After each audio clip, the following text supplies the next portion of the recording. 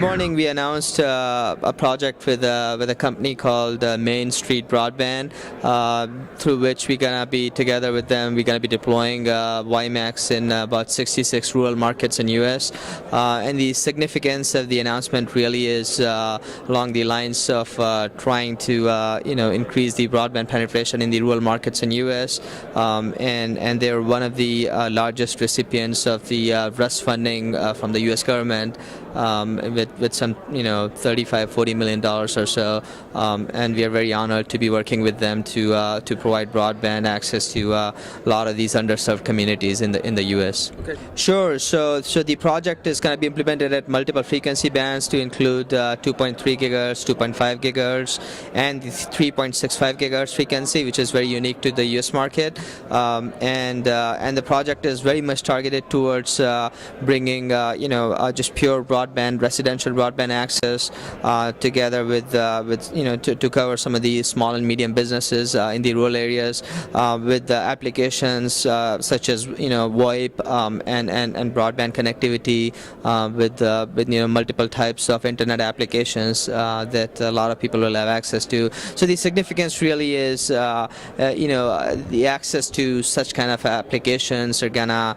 improve the quality of life and bring more opportunity to these areas, and will allow people to telecommute and to have access to lots of services that they don't have access today. And I think that it's a good segue into the opportunity that such kind of deployments could bring to Latin America market, where a lot of the development you see today happens in the major metros, and the people living in the remote areas, the new generation, the youth, really don't have access to internet, which is really the super information highway out there.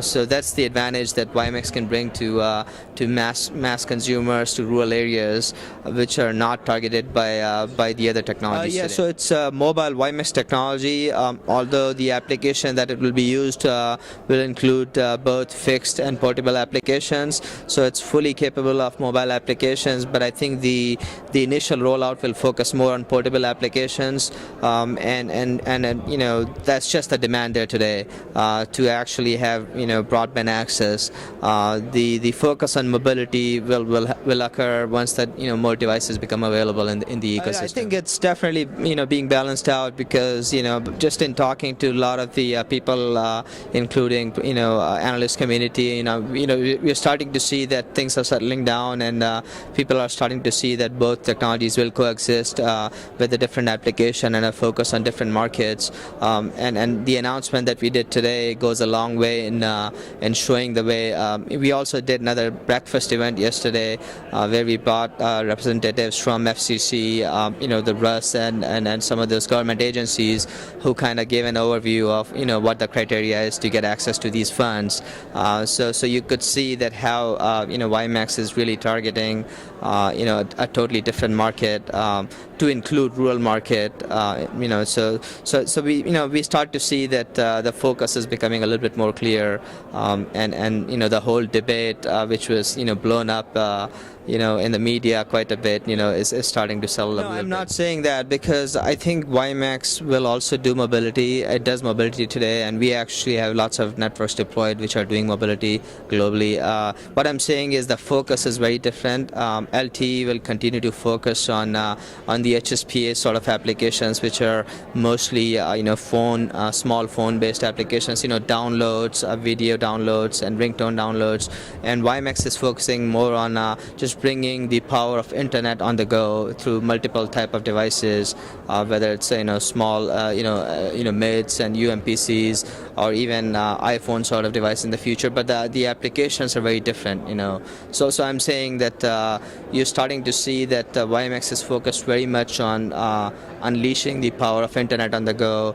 And 3G is very focused on more mobile sort of applications on the mobile. I think the 16M work group, which is working on these standards, have made some very good progress in the recent past, and I think they are targeting to get the standard complete by maybe third quarter of next year or so. So you would start to see commercial products in 2011. So that would be a significant upgrade. for WiMAX, which would probably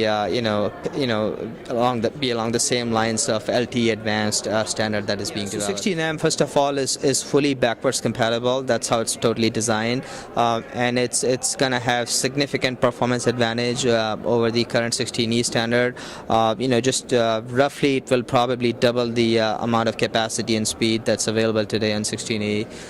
So you'd start to see wider channels, up to 20 megahertz channels, and many more new features built in to increase the capacity and overall performance of the radio.